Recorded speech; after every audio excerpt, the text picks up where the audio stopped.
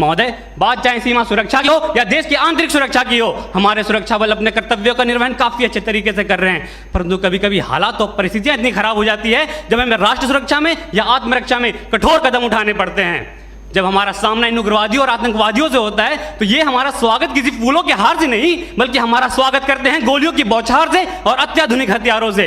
और उस समय जब गोली कान के 2 इंच दूरी से गुजरती है तो वो जिंदगी और मौत के बीच एक फासला पैदा करती है। और इन परिस्थितियों में भी एक सिपाही के पास 1 सेकंड से भी कम का समय होता है ये फैसला लेने के लिए कि वो क्या करे और क्या ना करे। जबकि आज हमारे देश में एक न्यायपालिका को भी एक फैसला लेने में कई दशक लग जाते हैं। आसान नहीं होता फौजी कहलाना, आसान नहीं होता फौजी कहलाना। जज्बातों को पिघलाकर रगों में लोहा भरना पड़ता है। जम्मू कश्मीर में हमारे 5,500 से अधिक जवान शहादत को प्राप्त हो चुके हैं, तो वही नक्सल प्रभावित क्षेत्रों में 3,000 से अधिक जवान शहादत को प्राप्त हो चुके हैं। हमें सीख लेनी चाहिए श्रीलंका सरकार से, जिन्होंने अपनी सेना को खुली छूट दी और लिट्टे जैसे आतंकवादी संगठन पर उन्होंने काबू पाया। तो हमें सीख लेनी चाहिए अमेरिका सरकार से भी, जिन्होंने अफगानिस्तान, इराक और सीरिया जैसे देश में भी आतंकवाद को खत्म करने की एक पहल की और उन्हें काफी हद तक सफलता भी मिली। जबकि हमारे देश में एक अधिकारी द्वारा जब एक पत्थरबाज को गाड़ी से बांधकर अपनी टीम को सुरक्षित बचाया जाता है तो लोग उस पत्थरबाज के मानवाधिकार की हनन की बात करते हैं। तो मैं आपको बताना चाहता हूं, अगर 10 व्यक्तियों की जान को बचाने के लिए एक व्यक्ति के मानवाधिकार का हनन कुछ समय के लिए हो भी जाए तो ये किसी भी सैद्धांतिक धरातल पर गलत नहीं है।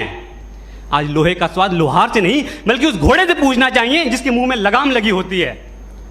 1958 में हमारे देश में अस्फा जैसे कठोर कानून लाए गए और पूर्वोत्तर के राज्यों में जहां पर उग्रवाद अपनी चरम सीमा पर था उसे खत्म करने के लिए वहां लागू किया गया। और उसकी सफलता को देखते हुए 1990 में इसे जम्मू कश्मीर में भी लागू किया गया, जो आज भी आतंकवाद का कमर तोड़ने का काम कर रहा है। और इसे हटाने के लिए अलगाववादी नेता अपना राग अलापे रहते हैं। तो पंजाब क्षेत्र में भी जब आतंकवाद अपनी चरम सीमा पर था तो हमारे सुरक्षा बलों द्वारा और सरकार द्वारा कठोर कदम उठाए गए और वहां से भी आतंकवाद को जड़ से खत्म किया गया। हमारे महान अर्थशास्त्री चाणक्य ने भी कहा है कि अगर राष्ट्र की सुरक्षा के लिए हमें साम दाम दंड भेद की नीति अपनानी पड़े तो उसे अपनानी चाहिए।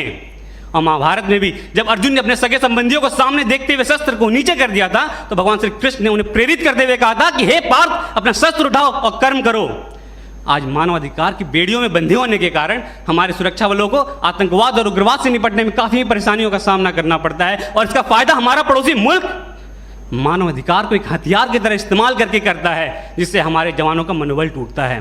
आज हमारे देश में कुछ क्षेत्र ऐसे भी हैं, अगर वहां पे कठोरता से कदम ना उठाए जाएं तो उस क्षेत्र को हमारे देश से अलग होते समय नहीं लगेगा। आज हमारे देश में निष्कर्ष स्वरूप में यह कहना चाहूंगा कि हमें मानव मूल्य, हमारे सुरक्षा बल मानव मूल्यों को ध्यान में रखते हुए अपने कर्तव्य का निर्वहन काफी अच्छे तरीके से कर रहे हैं। परंतु कभी कभी हालात और परिस्थितियां इतनी खराब होती है कि हमें कठोरता से काम करने पड़ते हैं। जबकि हमारे मानव मूल्यों को ध्यान में रखते हुए हमारे सुरक्षा बल हमारे देश में समय समय पर आने वाले प्राकृतिक आपदा के समय काफी अच्छा काम करते हैं और सीमावर्ती इलाकों में भी सिविक एक्शन प्रोग्राम और बॉर्डर एरिया डेवलपमेंट जैसे प्रोग्राम चलाकर लोगों के मानव मूल्यों को बढ़ाते हैं।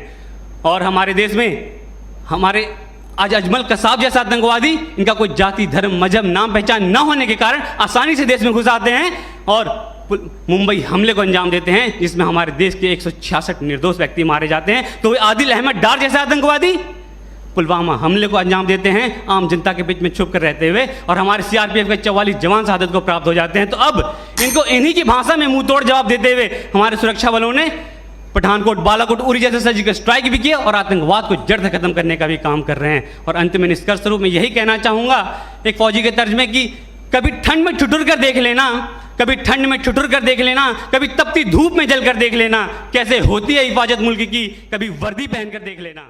जय हिंद।